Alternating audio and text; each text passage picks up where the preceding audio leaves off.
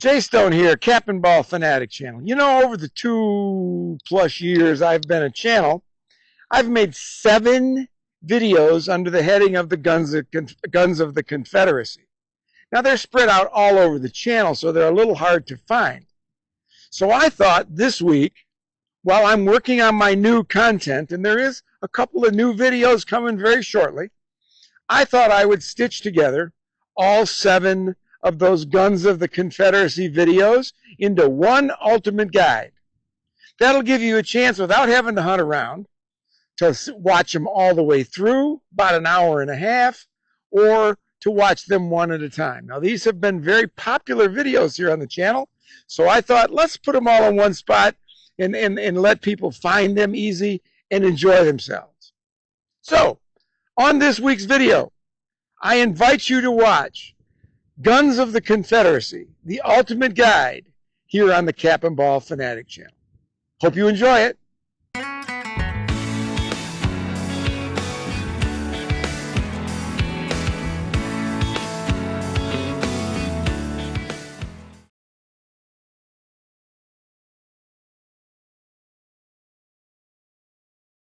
Greetings, Jay Stone here, Cap and Ball Fanatic Channel. You know, a couple of months ago, I went to a terrific living history show in Kalamazoo, Michigan. And the strangest thing happened. This Confederate classic somehow followed me home. It is a replica of a Dance Brothers 1862 Confederate classic cap and ball revolver, 44 caliber. Now, I'll talk about the Dance Brothers a little bit here because it's got an interesting history. And some of you who've been around the channel for a long time are going to say, what do you mean you were looking for one? You've got that silver engraved one. And I did a video on it about 2 years ago now. But I've been looking for a blued version all this time that was reasonably priced. And you know what? I was at that show and it just showed up here at my house. Isn't it amazing, folks, how that happens? So we're going to shoot this thing today, see if we can hit something with it. It's a 44 caliber. I'm shooting starting out at about 22, 23 grains of Swiss 3F black powder, 44 caliber lubed wad, and a home cast 454 round ball, fired by number 10 Remington caps. So we're going to start out on paper here quickly and try to figure out where this offhand and try to figure out where this thing's shooting, and then we'll move to some steel, and maybe if we get lucky, we'll end up shooting long. All right, let's get started. So I'm shooting at about 20 yards at paper. Let's see what happens. My other Dancing Brothers is pretty accurate. Let's see how this Dance Brothers, I was corrected last time. It's not Dance and Brothers. It's Dance Brothers, and I want to be good about that. So if I make the mistake, I'm sorry, because that's what I've always called it. But my other Dance Brothers, the silver engraved one, is a pretty accurate cap and ball revolver. Let's see about this one. First shots.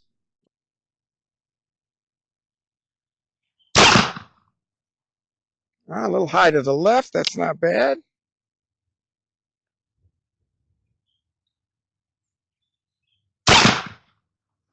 Okay.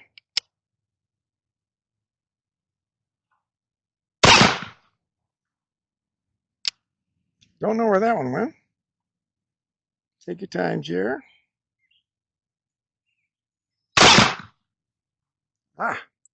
Okay.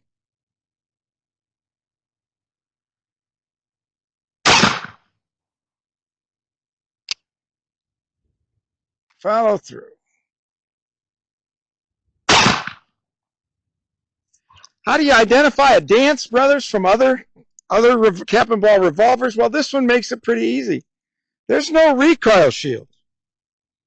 They did not put recoil shields on Dance Brothers cap and ball revolvers for probably one of 2 reasons that I've read. One is that it produces fewer cap jams, which is nice, especially if you're going into battle. But number 2, and it's probably closer to the truth, is they had a scarcity of steel and iron back in those days, so they probably left that off as a way of saving raw materials. It also has the round sort of dragoon barrel, but there are other Confederate revolvers that have that. Just remember, if it doesn't have a recoil shield, it's a Dance Brothers. We'll talk more about it in a little bit. Let's fire a few more here. Okay. 6 more at 20 on paper.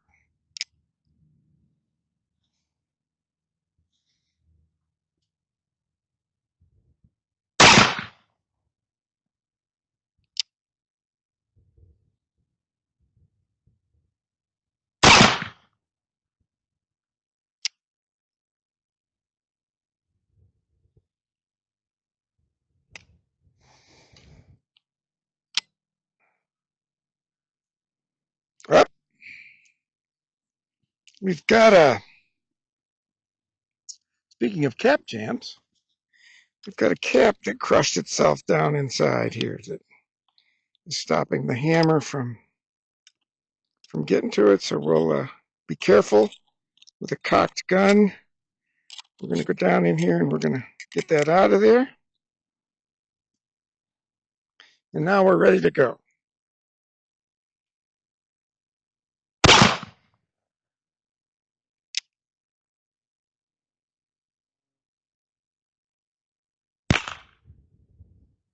Misfire. Hold that out there. Hold that out there.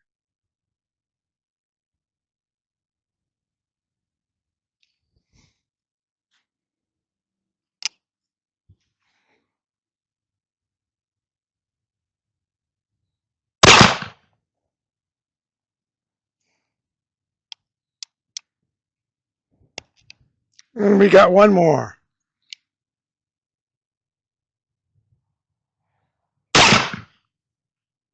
Now we're going to go replace the misfire and be back out to finish our round. Now, for those that aren't sure, safety protocol says when you have a misfire, which is the cap goes off, but nothing comes out the end of the barrel, you keep it pressed downrange for between 30 seconds and a minute to make sure that there's not a spark going to get in there and set that thing off. Now, I kept it downrange for about 45 seconds. I edited some of that time out for speed of the video, but I hold it downrange 30, 45, close to a minute, and you'll be better off. Now let's make sure that I didn't dry ball.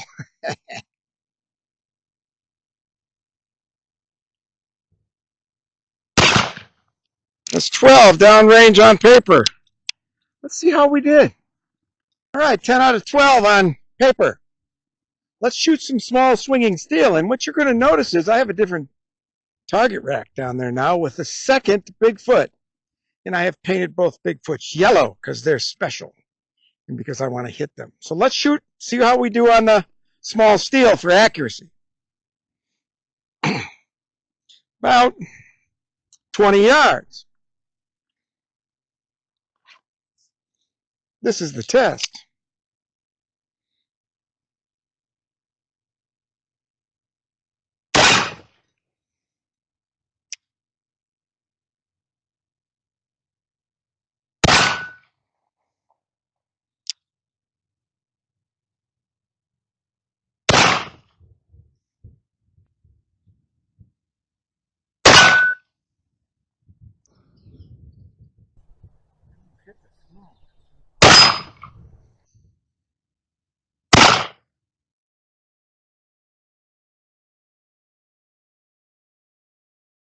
All right, before we shoot 50, let's talk a bit about the Dance Brothers. Made in Columbia, Texas, 1862 and 1865. There was about 500 total of these manufactured with the Dragoon round barrel and no recoil shield. The first 100, 150 of them were 36 calibers, which are almost impossible to find in originals and there are no replicas that I'm aware of. I'd love to have one, although it would probably look like a Leech and Rigdon without the recoil shields. The rest of them were 44 calibers. The last one was shipped in 1865. This was one of the favorite revolvers of the time. And to this day, it remains one of, if not the most, iconic Confederate handgun cap and ball revolver of its time. Perhaps the Griswold Gunnison or the Spiller and Burr has eclipsed it in terms of popularity, but I have to tell you, it's a beautiful gun. There's still some originals around if you've got big bank, which I don't have. So let's take some shots at Big Yellow 50 yards. Let's see what we can do from right back here. I love this thing, by the way. I'm having a blast shooting it. First time I've had it out of the box. Haven't touched it, haven't cleaned it, and I'm shooting it pretty well. So I have a lot of high hopes for this particular revolver. Now let's see if those get dashed at 50 yards. I've got 6. I'd like to hit it.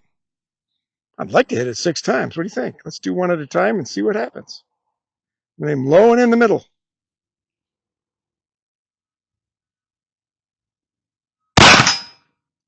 1. What do you know?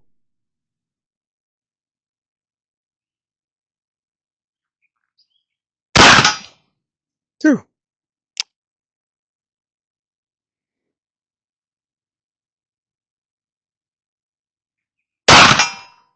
3.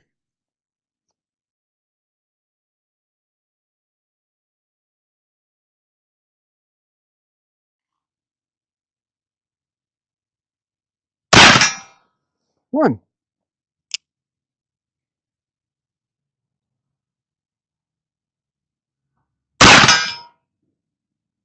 2. That one hit loud. There it is. That one sounds like it curved around before it hit it.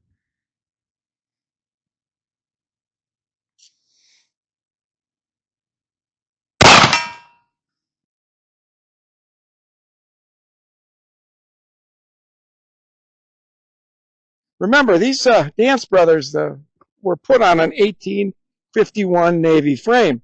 So I've often said that the 44 caliber Army caliber on a Navy frame that everybody says is a fantasy gun, if this is in fact what the Dance Brothers looked like and felt like, then they had the 44 caliber on a Navy frame long before Pietta even thought about making them, so that would make them not fantasy guns.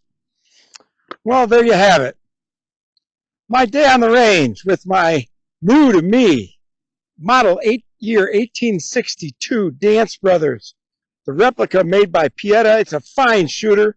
First time I've shot it. Now, as I said, I have another Dance Brothers. It's silver and engraved, but it feels quite different in my hand. This one feels really, really good. 1851 Navy grip with a 44 caliber frame. Again, it's the classic Dance Brothers with the Dragoon barrel and no recoil shield. Pretty cool, pretty cool. And I enjoyed it. We shot it pretty well for the first time. Again, this is one of those cap and ball revolvers that I ran into at a history show, and somehow or another it ended up in my collection, and I'm happy it's there.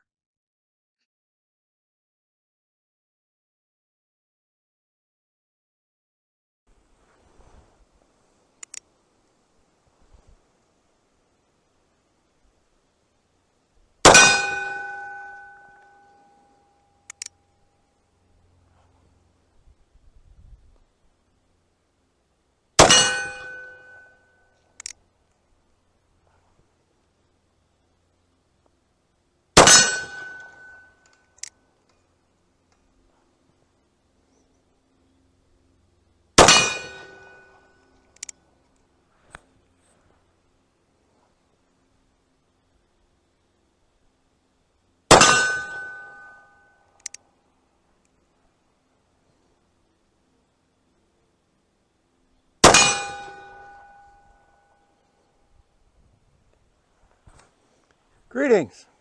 Jay Stone here, Cap and Ball Fanatic channel. I'm the chief Cap and Ball Fanatic. Today's video, we're looking at a Pietta reproduction of a Dancing Brothers Confederate States Army pistol revolver. About 500 of them were made. This particular reproduction is 44 caliber, It has a silver plating, and look at that beautiful engraving. So we're going to take a look at this today. Hope you stay with us. All right, let's shoot our Dancing Brothers. It's here in my holster. It's loaded, so I'm going to keep it there. I'm shooting 25 grains of Schutzen 3F black powder, 454 round balls that I've cast here at home.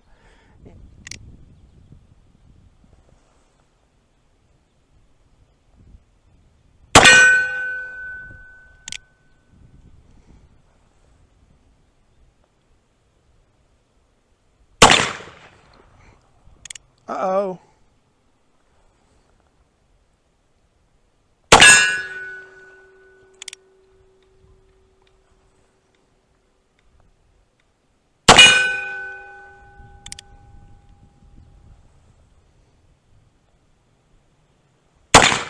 Missed that little round one. One shot left. Oh well.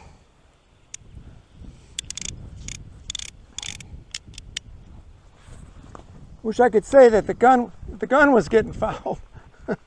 Wind just got my camera. Wish I could say the gun was getting fouled, but guess what? That might be operator error. So let's continue on.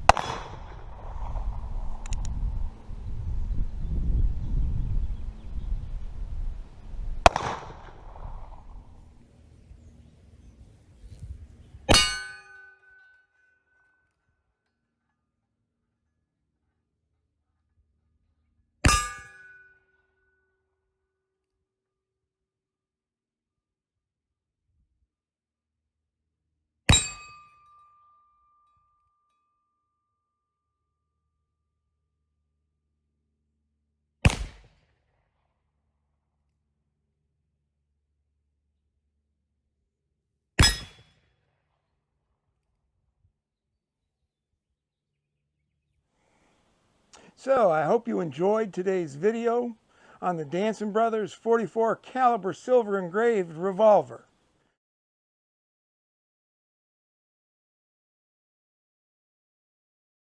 Greetings, Jay Stone here, host of the Cap and Ball Fanatic channel. Welcome back to our channel. If you're a regular viewer, and if you're new, if you just stumbled in here, welcome to our channel. I hope you enjoy it. Well, you can see we had to move our operation inside from outdoors because here in Michigan, the weather outside is frightful. But we were able to get our shooting done for this video before the weather took a turn. And in today's video, we're going to continue our periodic look at guns of the Confederacy by featuring the Pietta-made Griswold and Gunnison 36 caliber brass framed revolver. It's a fine shooting gun, and we'll discuss its interesting history and see how she shoots. So stay with us. So let's discuss the Griswold Gunnison revolver for a little bit. Before I get into the history of it, this is essentially, and it was made this way during the Civil War, starting in 1862. This is essentially a direct copy of the Colt 1851 Navy, with the differences being this octagonal barrel to round barrel. Remember, 51 Navies had full octagonal barrels, and the brass frame, which of course the Confederate States had to produce their revolvers largely with brass frame because steel was hardly available, and this is the material that they had at the time. It's a good shooting 36 caliber. It feels like the 51 Navy, but it's also an attractive piece. I like the look of brass frames. We'll talk about loading them and how you might load them differently to get some longevity in a minute. So anyways, the Griswold Gunnison revolver was made by Samuel Griswold in 1862, and they produced it at his former cotton gin in what became known as the village of Griswoldsville, which in Georgia, which grew up around his factories over the years. They made these between 1862 and 1864. Griswold originally had a cotton gin in Griswoldsville, which is a little east of Macon, by the way. and converted it and leased its factory to the Confederate government during the Civil War to make revolvers. Originally, this was called the Griswold and Greer revolver, but quickly became known as the Griswold Gunnison after Griswold's partner, Arvin Gunnison. So Griswoldsville is an interesting place because not only were these revolvers and munitions manufactured there, but Griswoldsville also became a key mustering site for Confederate States soldiers during the Civil War, and ultimately in 1864, at the Battle of Griswoldsville, it was destroyed by the Union forces in the first battle during Sherman's march to the sea. Now, Griswold Gunnisons produced somewhere around 3,400 to 4,000 of these firearms during the Civil War period, the most by any of the Confederate manufacturers. They're fine shooting guns. As I said, they're a direct copy of the 1851 Navy with a brass frame and a round barrel. They shoot exactly the same way. They feel good. Now, to try to find these as originals, they're really hard to find in this day and age, and the few that are out there are quite expensive. But Pieta has their version, which I like, which is a real close replica of the originals, except the originals would have had a walnut grip, and Pieta put this Colt-looking resin grip on it, which I don't like the feel of it, but I do like the look of it. Okay, before we get started shooting, I want to talk about loading this brass frame Griswold Gunnison. Let's go with experience, not just mine, but the people that I know well, that I trust, that have done the research, that actually have photographs of what happens to these brass frame revolvers, both Colt clones and Remington clones, if you overload and get the urge to shoot maximum loads in your brass frame revolvers. These things will, I don't know if you want to use the word stretch, break, but if you shoot a Colt on maximum loads brass frame revolvers over time, the cylinder bangs backwards. When the force goes this way, that pushes this back against the recoil shield, and over a little bit of time, if you're shooting maximum loads consistently, this recoil shield will carve out or peen out the inside of this recoil shield, which will make the base pin in there, that thing that's right in there, the base pin start to wobble a little bit, and then you'll be able to move this back and forth. You can see this one is nice and tight. And then you get too big of a gap between the cylinder and the forcing cone, and now you've got a dangerous weapon on your hands, or it could blow apart. Remingtons are the same way. I've heard many so-called experts say, but they have a top strap. You can just blaze away with those brass framers, and they're not going to be a problem. Well, I just saw some pictures from somebody who's done about 40 years of solid research on these that shows that brass frame Remingtons, when shot with max loads or heavy loads over a period of time, there were pictures of the top strap actually broken in half, making the gun absolutely dangerous. So here's the deal. If you're going to own and shoot a brass frame cap and ball revolver, my best advice is this.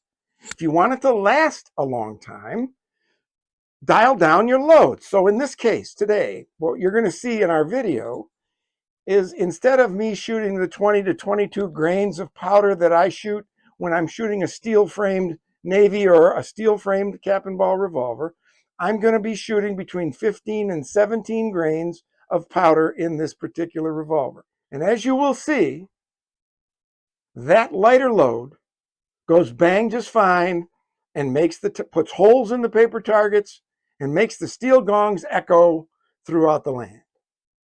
So let's go get started. All right, we're going to do some shots on paper with my Griswold Gunnison, part of my Guns of the Confederacy series, brass frame. Let's see how we do.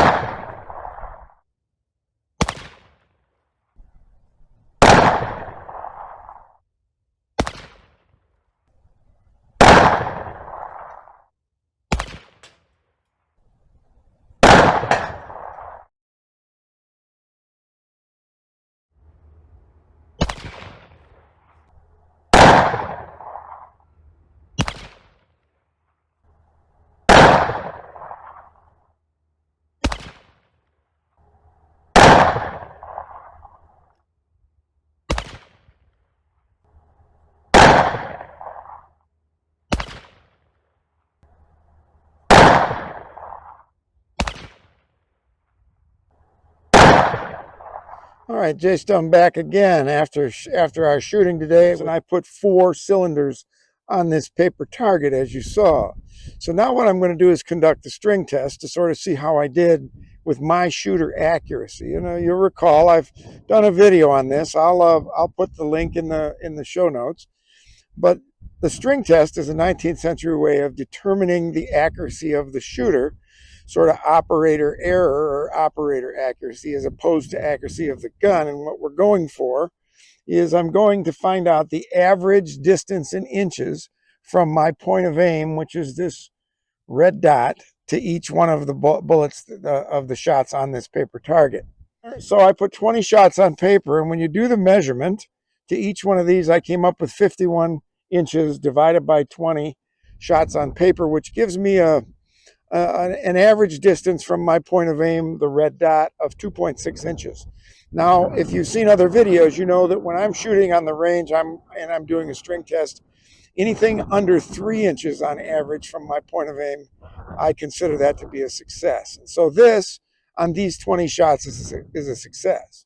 But you're going to say, there's only 20 on there and you shot 4 cylinders at it. That's 24 shots. Where'd the other 4 go? Well, they went down here somewhere.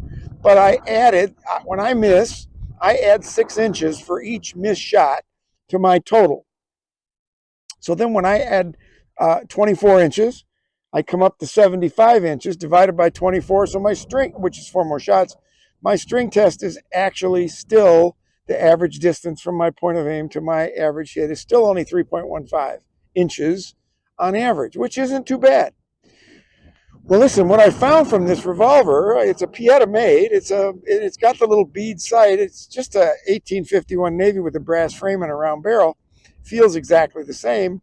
I mean, it's a nice feeling weapon, but I will tell you what I found that's a little different than my other Colts, the Colt reproductions, and that is this one doesn't shoot high.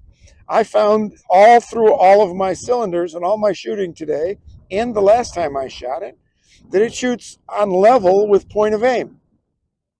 But what it does do is it shoots quite left. As you can see, I was aiming here, and I'm hitting over here.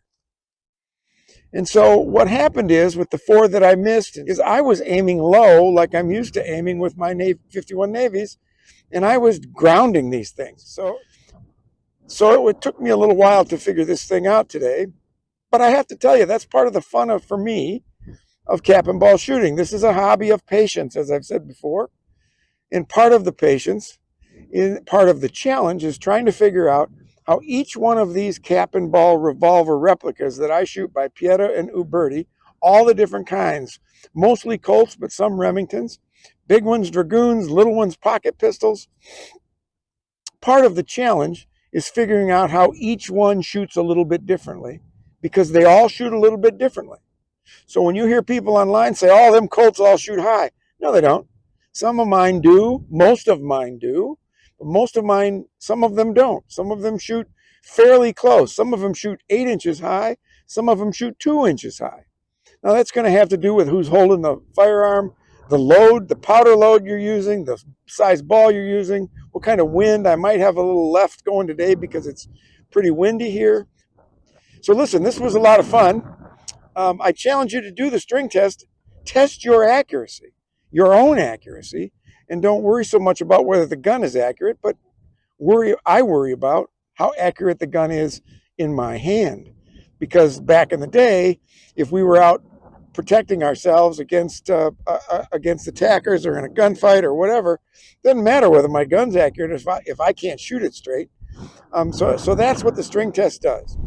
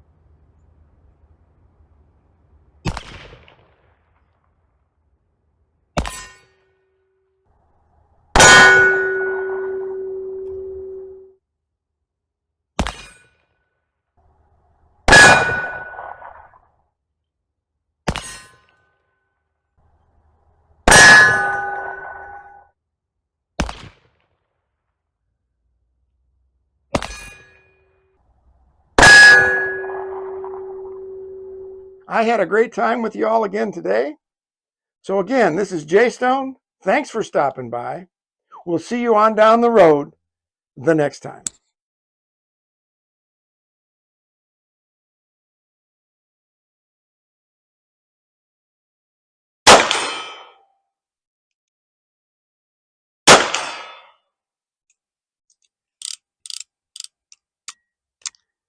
Hey, Jay Stone here, Cap and Ball Fanatic Channel.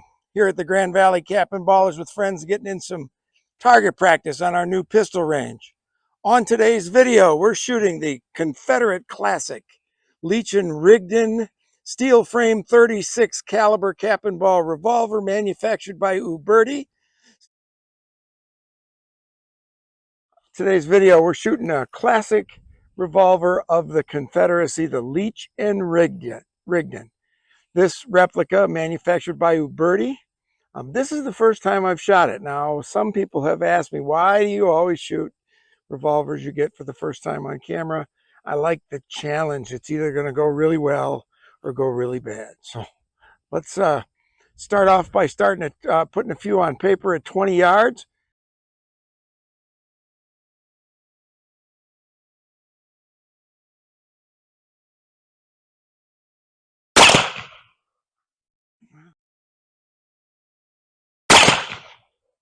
Yeah.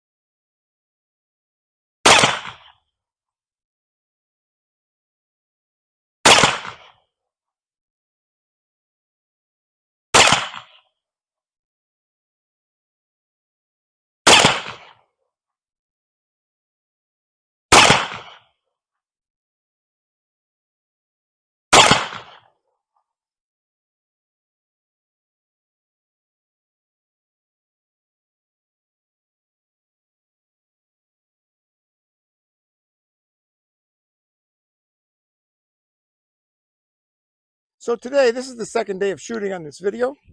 Yesterday, I shot round balls at 18 yards, 3 cylinders at paper. Today, just for the fun of it, because I'm going to shoot ears gone Colt Navy 140 grain conical bullets with loose powder, and I've put some lube on each of the bullets. Now, why am I doing that? Well, for two reasons. One is it sounds like fun, and two is that back in the Civil War era, most of the time these revolvers would have been shot with paper cartridges and conical bullets. So I thought it would be fun to split the video up today and do a little offhand comparison. I know this isn't scientific. It's not intended to be. It's fun. Please form your opinions sort of based on the notion that this is fun.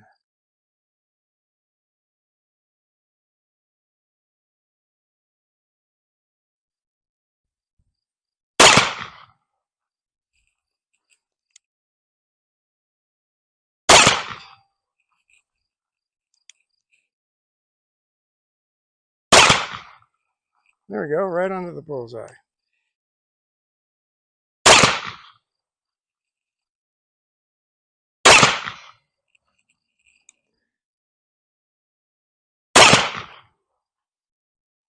So far, it looks like the conicals shoot the same point of aim as the round balls do. This actually shoots either straight on or a little low, which is kind of weird to get used to. I'm used to them shooting 5 or 6 inches high. Let's put 6 more down there and see if it holds.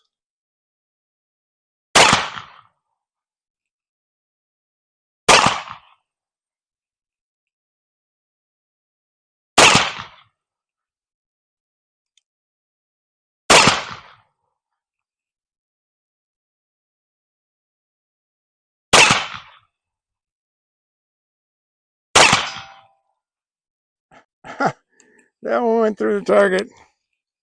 and hit the steel target behind it. That should count as 2, don't you think? Shouldn't that count as 2? I think so.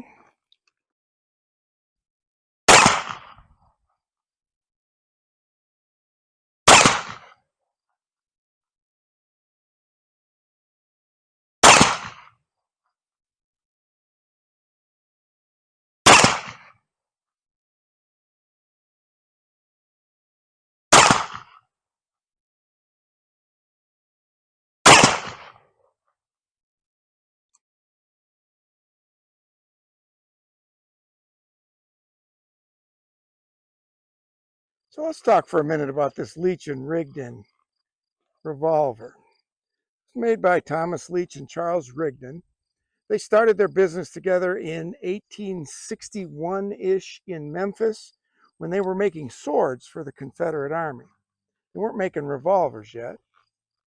But shortly in early 1862, the Union Army drove them out of Memphis and they went south and moved their operations to Columbus, Mississippi, where they continued making swords. And that didn't last very long. And shortly after that, they were driven to Greensboro, Georgia, where they set up shop and went from the sword making business to the revolver making business. And out of that came the Leech and Rigdon. It was based entirely on the 1851 Navy. There are some differences in this. The round dragoon style Confederate barrel instead of the octagonal barrel. And these cylinders, although this Leech and Rigdon didn't come that way, the cylinders would have been blank. There would have been no engraving. Uberti decided for some reason or other to put the engraving from an 1851 Navy on this Leech and Rigdon, probably because they were using up old parts. But it was a fine pistol. It's one of the more prolific revolvers of the Confederate era. Now, you understand that the South did not have the manufacturing resources or the natural resources that the North did. So most of the Southern manufacturing of firearms began after the Civil War began. And that is the case with Leech and Rigdon. So in 1862, for the year of 1862, they signed a contract with the Confederate government to produce 1,500 of these. Leech and Rigdon together produced, from what I've seen, is about 1,000, maybe a little more. And in late 1862, early 1863, Leech decided to take himself out of the business. So he quit the business, and Rigdon then went on and found a new partner in Valdosta, Georgia, by the name of Ansley, and they created the Rigdon and Ansley revolver, made another 500 of those. So total, Leech and Rigdon and Ansley produced about 1,500 of these. And again, they were considered fine revolvers, believe it or not, as if you followed the channel and other people who do history. 1,500 manufactured revolvers during the Civil War period in the South while they were disrupted and had to move was quite a big number. That was far more than the Dance Brothers made and some of the others that are probably a little more famous and a little more popular.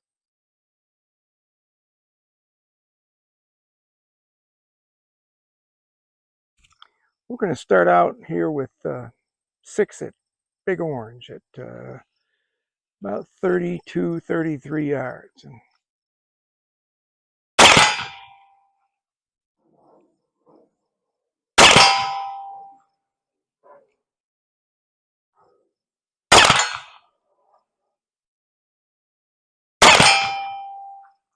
And I had somebody ask me on the last video why I start with my hand up, why I finish high and end up back here. You know, boom, boom.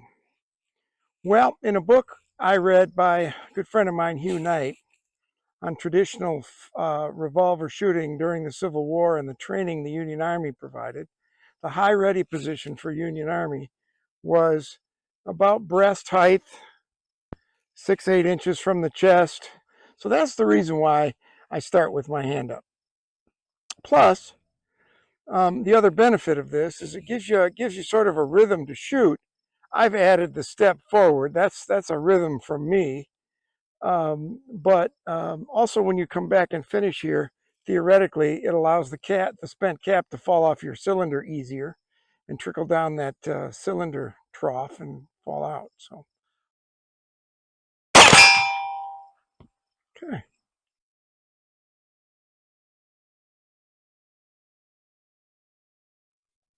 17, 18 yards on small swinging steel.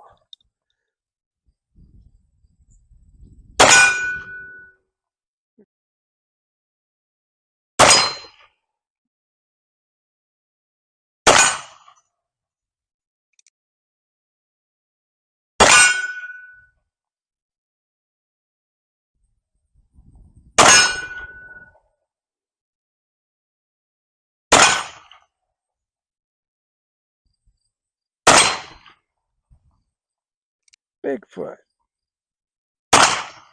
Got him.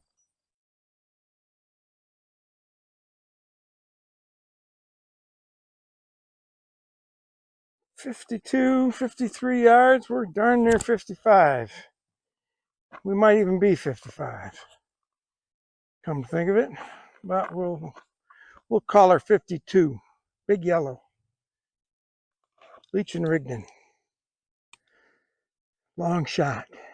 End the day. Let's see how we can do here.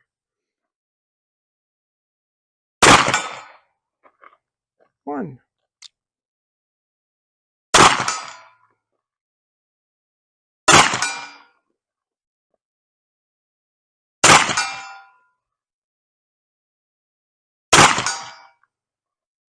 Ha ha. These are fun. I don't know about y'all, but this long shooting is just fun. It's a great challenge. All right. Way to finish strong, Jay Stone. Way to finish strong. I hope you all shoot long when you get a chance. If you have the facilities to do it, I'm blessed that I have this ranch and I have a direction I can go with big hills behind it. And I hope you all get a chance to do it. It's a heck of a challenge. It's a heck of a challenge, and it's the highlight of my shooting day usually. So I hope you enjoyed our look at the Leech and Rigdon cap and ball revolver, a Confederate classic cap and ball revolver, modern times, manufactured by Uberti. It was an awful lot of fun. We put today's video in 2 chapters. One was sort of a fun look at comparing 18 round ball shots to 18 conical shots at 20 yards. And according to the string test and even the eye test, the round balls came out a little more accurately. But remember, there's nothing scientific about this. I'm not trying to prove anything. I'm just having some fun. And if I did the same test over today, the results might be completely flipped. In the second chapter, we took round balls and fired them at steel all across the range and had a really nice time doing it. Couple things about this revolver. I'm a little disappointed that Uberti didn't put the non-engraved cylinder on that to make it a little more authentic. But you know, that is what it is. And remember, if you're getting one of these, because it's an Uberti, my experience tells me, and my experience in this video tells me, that you're going to have some cap jam, so you're going to want to look at some nipple replacement. All right. Hope you enjoyed it. We'll be back again soon with another video, and we'll see you again on down the road the next time.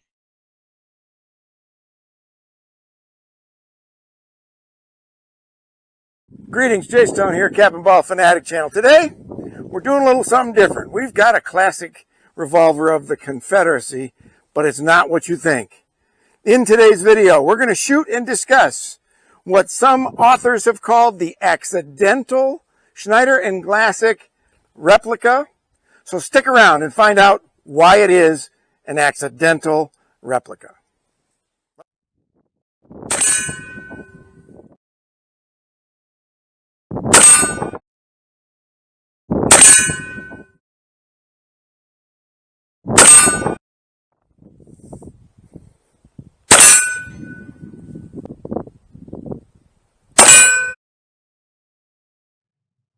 So how many of us over the years have had this revolver in our gun case and figured we just had an inexpensive model 1851 Colt Navy in brass frame, octagonal barrel, and it was missing the cylinder engraving, but they did, we figured that's why it was $200 and some instead of $350 or $400 and some. So we've always had this. We've shot it. It's fun. It's a great starter pistol for people wanting to get into cap and ball revolvers, and all of that remains the same. A fellow by the name of Dr. Jim Davis, who was probably the foremost historian of the cap and ball revolver replica market since its beginnings. He, in his research, came across a gun manufacturer during the Civil War period named Schneider Glassick, and they were located in Memphis, Tennessee, and they were in business, according to all the records I can find, from about 1859, 1860 until 1864.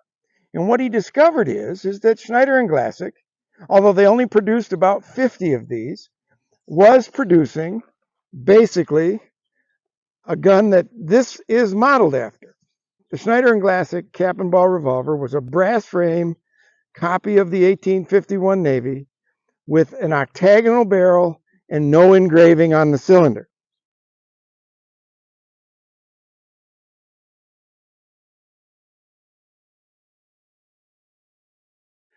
In the present day, there are only three Schneider Glassick revolvers, known originals to exist. One of them has a steel frame. So in fact, there's only two of these brass frame 51 Navy lookalikes that actually were the Schneider Glassick. All this time, what we've actually had in our hands is what he and his colleague now, who's taken over the mantle of this history, a fellow by the name of Dennis Norton, good friend of mine, and I'll put the link to his website below because he has an archive like you wouldn't believe. What we have had all these years is an accidental replica of the Schneider Glassick 36 caliber Confederate classic cap and ball revolver. And you all know, if you follow the channel, I like Confederate firearms. My family has, even though I'm from Michigan and have lived in Michigan my whole life, on my dad's side of the family, my dad was born in Tennessee. My grandmother's family is from the Boot Heel of Missouri. So I have a proud Southern interest and tradition in my family tree, and I've always been interested in that. And there's even rumor in the family, although I'm not sure I believe it, since my grandmother's last name was Davis, there's always been rumor that somewhere I'm a shirt tail extended relative of Jefferson Davis. So I've always had a fascination with both the Civil War and with sort of the Confederate firearms and of that period. So for me to come to find out and give me a reason to study Schneider Glassick a little bit, that I might have what amounts to a replica of a Schneider Glassick classic Confederate cap and ball revolver, that's pretty cool. Now, historians are divided on this kind of thing. There are even some historians who think this even shouldn't even be counted as a Confederate cap and ball revolver because there were so few of them made, and there's really no record that they were ever used in battle. It was made in the South for the Confederate Army in the 1860s in Memphis, Tennessee. This is almost an exact copy from what everybody can tell. I'll take it. All right, let's shoot this thing a little bit, and we'll come back and talk a little bit about it some more.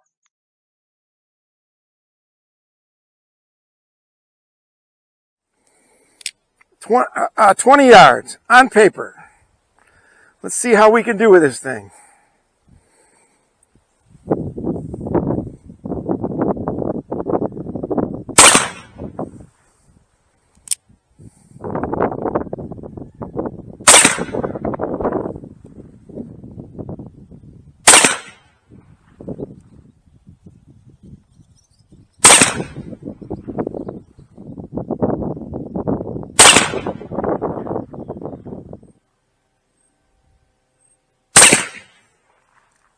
All right, let's shoot 6 more on paper. Oops, I jiggled on that one.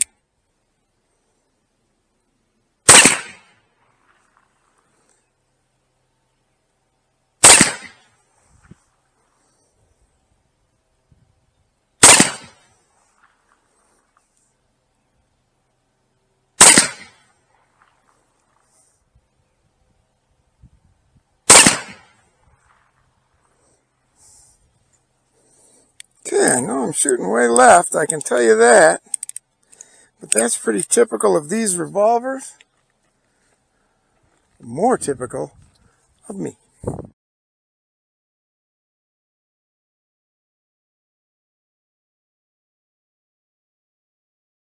So the question has to be asked, why haven't the manufacturers over the years ever made a replica of the Schneider Glassick revolver from the Memphis, Tennessee era, 1860 to 1864? And I think there's probably three reasons for that. One is, and it's sort of related to the second one, that is that they only made 50 of them back in the day. And I don't think these are a well-known brand of Confederate revolvers that anybody would create, that would create enough demand for people to go, oh my God, it's a Schneider Glassick. I got to get one of those. Not like some of the others.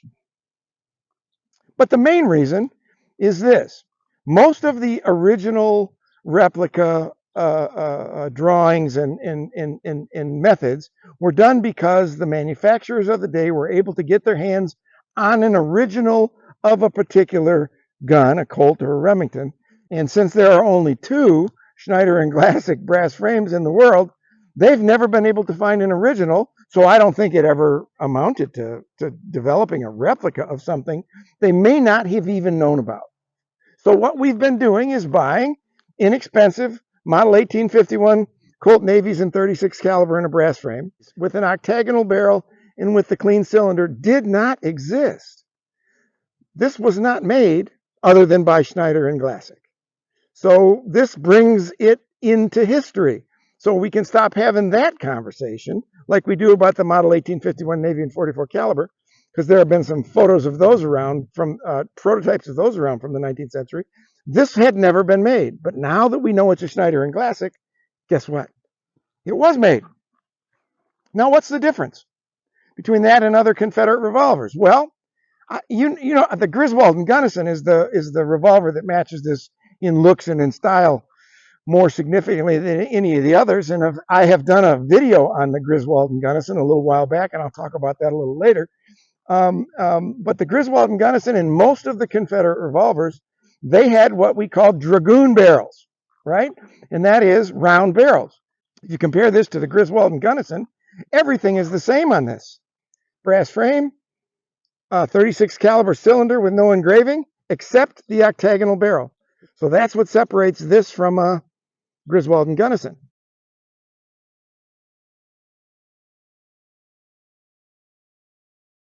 Here we stand, shooting our 1851 Colt Navy in brass frame that until I read this article, and maybe for some of you until today, we were convinced this didn't exist in history. But now we know that it did in some version. And to the best of our knowledge, because there's only two originals, this is as close a copy of that as any of our cap and ball revolvers are of the originals that we shoot every single day. So let's go shoot some more and see how we can do.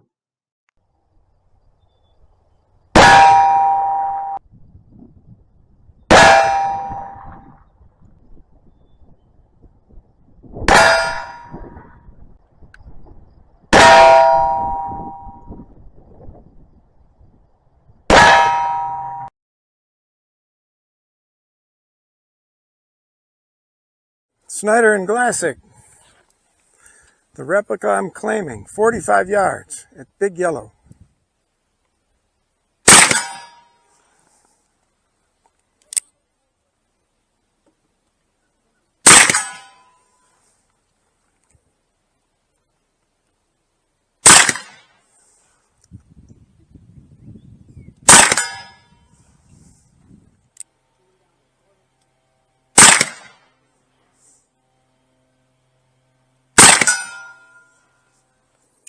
Hey, listen, thanks a lot for watching today's video. It was a little bit different. I hope you learned something. I certainly learned something in the making of this video. So Jay Stone again. We'll see you again on down the road.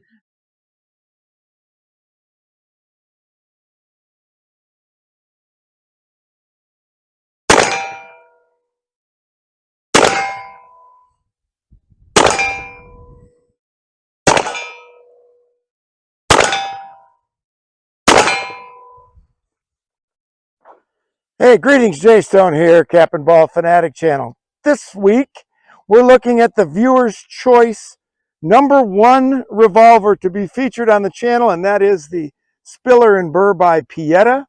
We're going to put it through its paces today from different distances. We're going to put a couple 3 cylinders on paper and see how we can shoot this Spiller and Burr by Pieta. A little windy today, so if I'm not very accurate, that's my excuse. I'm building it in up front. Let's step back at the 15-yard line right here and see how we do.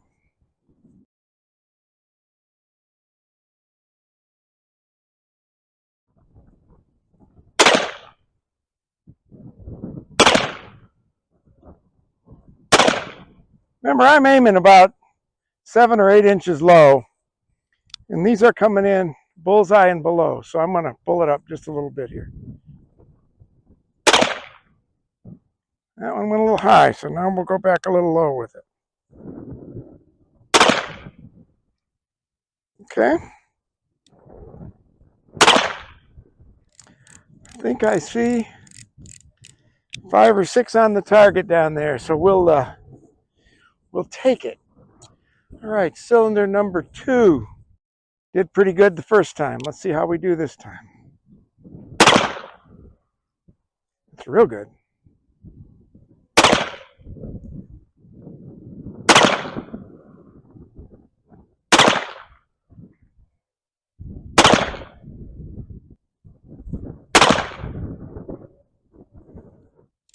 We found our point of aim. It's literally 7 inches, not below the bullseye, but below the paper. This thing shoots a good foot and a half high.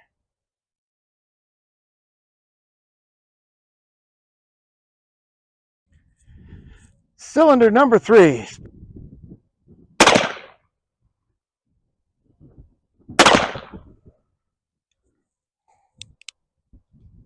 So sometimes I have to cock this with 2 hands because the caps, when they explode, they catch themselves on the top strap. And they don't fall down in the action like they do with Colts. But I have to cock this with 2 hands most of the time.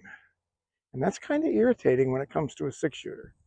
That would slow you right down.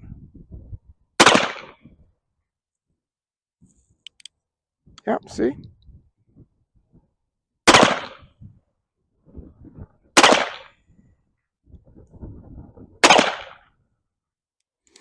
Like all these replica cap and ball revolvers, once you find the point of aim, it's a good shooter.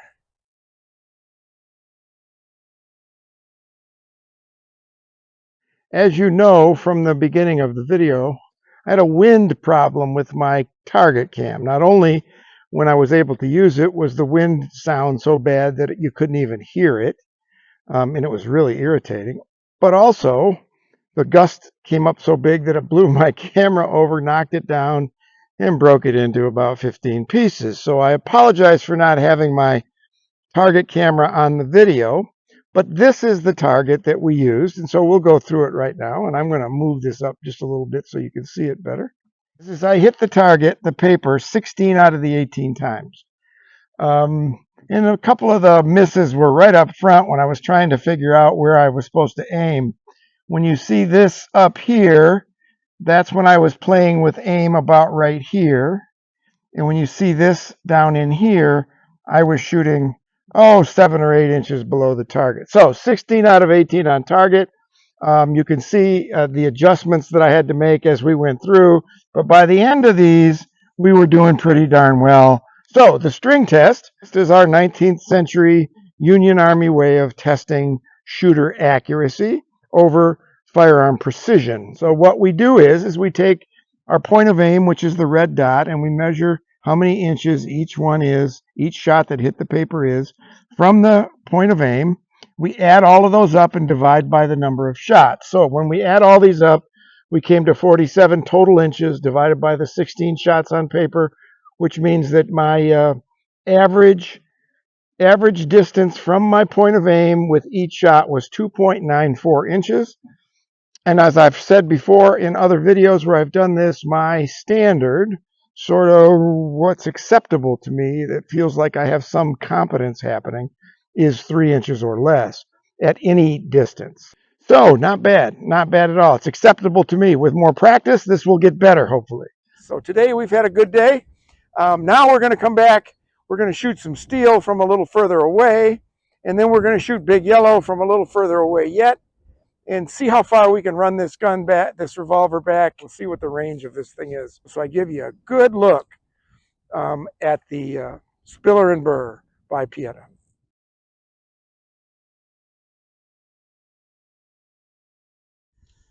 All right, steel, about 20 yards. Let's see how we can do here.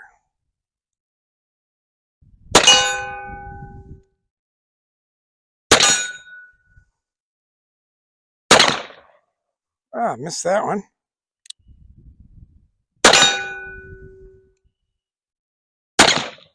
Missed that one. All right, this is a nice shooter. I enjoy it quite a bit. Yep, and so will you.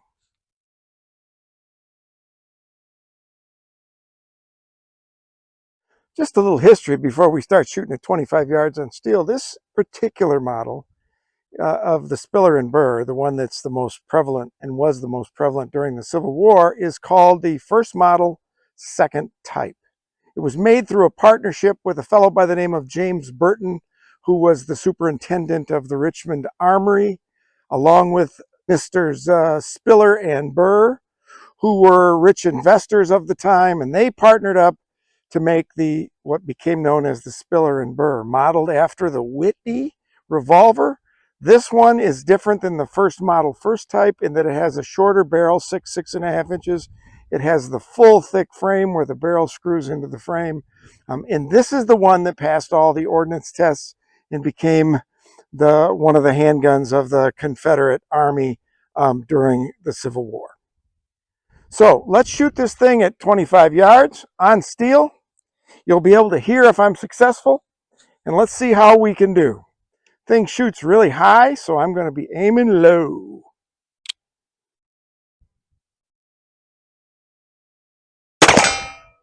There's one. I think I missed that one. We've hit 2 out of 3. Let's try this bad boy.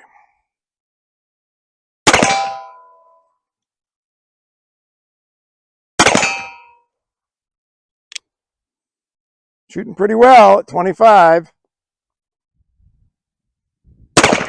Ah, got cocky. So before we go reload and shoot this thing again, let's talk about a little more about the Spiller and Burr's history real briefly. They made about Burton, Spiller, and Burr in their Richmond Armory and in other places made about 1450 to 1500 of these during the Civil War. It was the second most manufactured revolver of the manufacturers in the South during that time. As the war started to change and the pressure started to mount and the Confederacy started losing ground, they had to move their factory from Richmond, Virginia to Macon, Georgia. And they were set up shop there and they were making their revolvers, didn't plan on the Sherman campaign and what we know as Sherman's March to the Sea. And as that campaign started in 1864, they ended up trying to move their factory to Savannah, Georgia. And they managed to do that, but didn't get set up before the war came to an end. And of course, they ceased manufacturing them. So it's a good revolver. It's a classic Confederate States Army revolver, and we're putting it through its paces, or maybe more likely it's putting me through my paces. So let's get loaded up again and see what we can do. Good old Spiller and Burr, 25 yards, onto steel.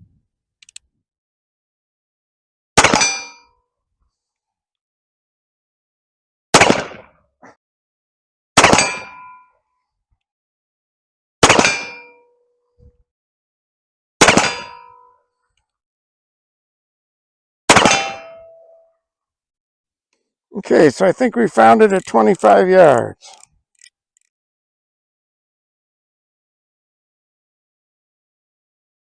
Before we move on, let's talk for a few minutes about what I learned from today's shooting of the Spiller and Burr. And number one, when I first shot this a few times, I was shooting it with 10 to 12 grains with some filler, cream of wheat. So when I shot it, smelled like breakfast.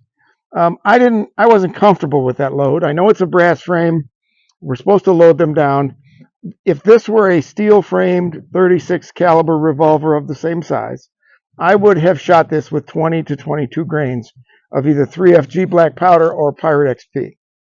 So I did load it down to 15 grains, and I found that to be the absolutely ideal load for me. The second thing, though, I did find is figuring out, getting the rhythm down of loading this, is I found it more difficult to load. And that's largely because of this solid frame.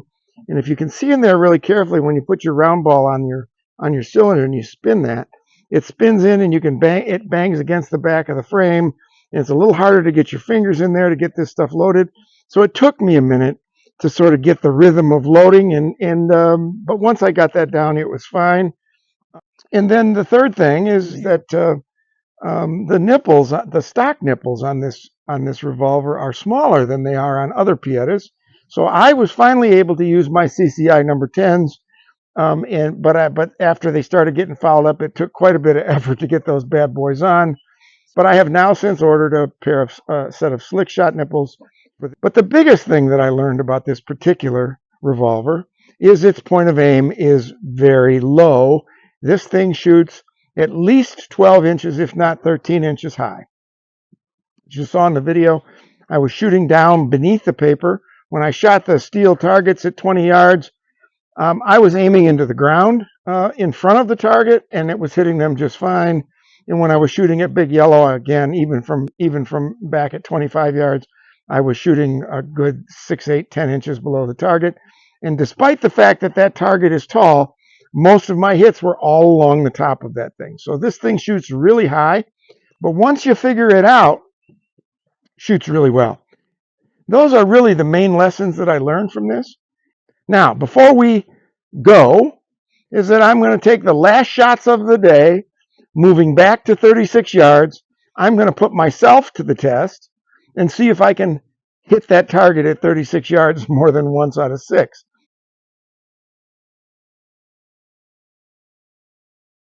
So let's see if I can pull this off at 36 yards. What do you think?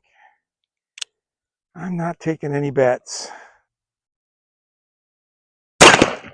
Missed.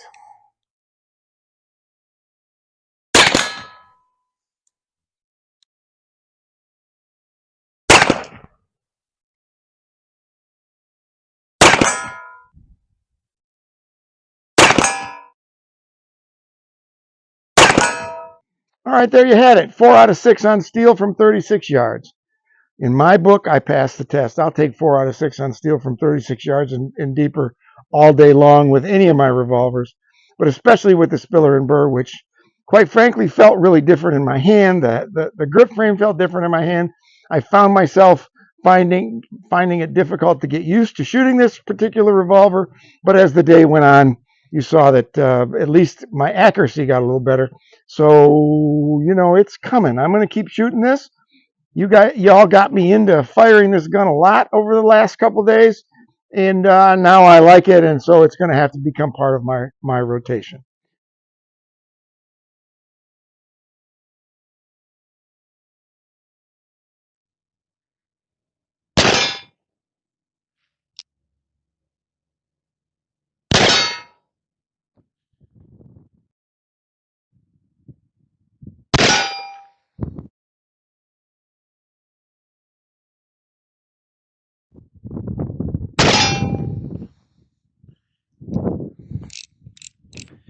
There we go. Greetings, Jay Stone here, Cap and Ball Fanatic Channel. You'll remember the other day I shot the Union version of my Gettysburg collection, the Silver Engraved. Well, today I have the Confederate series. Stay with us and let's see how it shoots. So you'll remember in the first video, we shot the Union model, Silver Engraved 1851 Navy. On this video, let's now shoot the revolver commemorating the Confederacy. the Confederate version of the Gettysburg series. This is absolutely gorgeous. I don't know if you can see that or not. It's hard in the sun, but it's got the beautiful engraving. And actually, the engraving on this Confederate, because this is black, the cylinder and the barrel are black, is actually more attractive than it was on the silver Union version. The model of this is basically 1851 Navy frame with the round Confederate barrel. And what it is it reminds me, if you'll remember a while back, I did a video on something called the Schneider Glassick, which is basically just a brass framed 51 Navy style made in Memphis in the early part of the Civil War. Didn't make very many of them, very little known. I did our research and found out. So this is basically a Schneider Glassick with the black cylinder and the black frames with the engraving. So it's a beautiful gun. I'm shooting because it's a brasser, I'm shooting about 13 grains of 3F Swiss, a 380 round ball, a 36 caliber patch, and RWS 1075 caps. I think it's a good shooter. We're going to shoot. That used to be Big Orange down there. I decided to change him to Big Purple. So we're going to put a few rounds at Big Purple down there at about 28 yards, and we're going to see what happens. Wish me luck.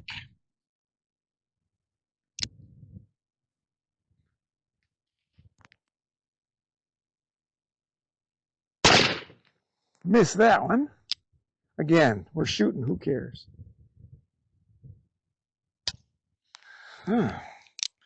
Cap came off.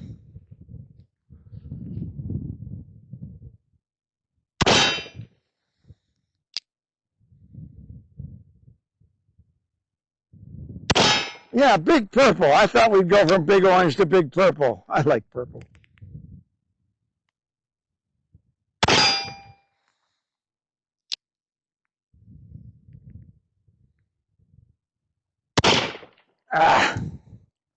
Now I got one that the cap fell off, so let's put it back on here. And go to firing.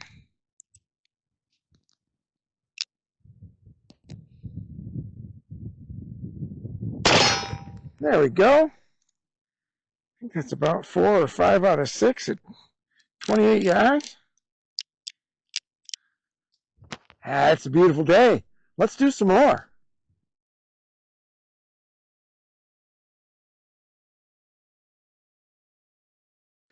Okay, that was good shooting at about 26 yards, 28 yards. Now we're going to back up a little bit, but before I do that, I just got to say to y'all, some of you have been writing and wondering how I'm doing after my little heart problem here a few weeks ago. Actually, it's been a little more than a month now. I'm actually doing very, very well. My stamina is coming back. You can probably hear it in my voice. My voice is becoming more sounding like J-Stone than sounding like somebody who's sort of ill. I'm beginning cardiac rehab here this coming week, and I'm fully expecting a complete recovery, knowing that I have to take care of myself differently than I did before, particularly diet and rest and not taking on too much all at once like I'm famous for. But I got to tell you how I appreciate each and every one of you that have written with your best wishes and well wishes. That has really warmed my heart. It keeps me going. And I really, really want you to know how much that means to me during this what's been a very difficult time for both me, my family, and especially my wife. So thanks again for writing.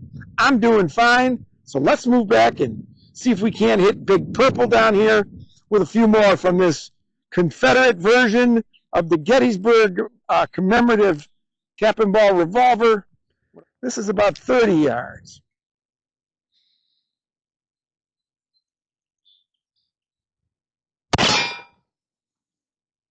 This is a straight shooter, by the way. It's shooting about where I'm aiming it. It's the bottom half of the target. That's where all the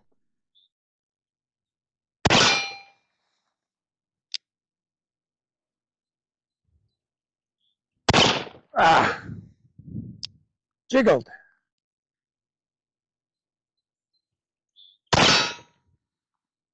And one more. Probably shot that one a little high. So the only thing that's not back after my heart problem a month ago is the strength in my arm and my ability to hold that gun steady. So I'm shaking a little more than I normally do, but that's just a matter of exercise. I did a video on that a while back, so maybe I ought to take my own advice. Well, there's 4 out of 6 more. It's a great shooting gun. Let's shoot some small steel and finish that way. Okay. I'm going to do a little small steel action here from about 15 yards, and you'll tell I'm feeling better because I've got my target camera out for this one. Now, let's see if I can hit something. I mentioned earlier that I've been a little shaky since I came back from the heart problem. It's on these small targets that I feel it. The bigger targets, I can get away with it. You know, there's a little more room for error. But on these small targets, I can feel it because you got to be a little more precise with your aim. So this is that's why I'm shooting a lot of them, because I want to see if I can't get my aim back. Didn't hit that one. Hit that one. Hit that one. One on the back there. Now let's do this guy right here.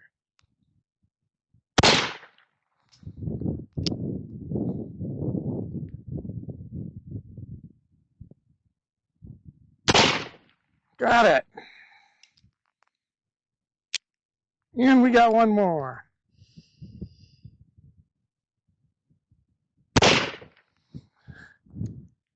Okay. Well, there you have it. My 7 videos under the heading of the Guns of the Confederacy. They've been quite popular since each one of them is released. And so I thought I would put them in one spot so that people could find them easily. And we started with the Dance Brothers new one, the Dance Brothers Blued .44 caliber that I had so much fun with. The second one was my Dance Brothers Silver Engraved. That was the 3rd video I ever made. And so it was kind of fun to watch the new videography that I was doing, because I hope it's improved since then. And that goes right on through the Gettysburg Confederate Commemorative cap and ball revolver that I just shot here a little while ago. 7 videos, about an hour and a half. I hope you enjoyed them. Watch them all together. Watch them one at a time. Watch them in pieces. That's up to you, but now at least you can get them all in the same spot. All right, so Jay Stone here. Thanks for coming. I hope you enjoyed this video that I put together for you on the Guns of the Confederacy, the Ultimate Guide. I had a lot of fun doing it. I've definitely got some new content coming real shortly, so stay with us, and we'll see you again on down the road the next time.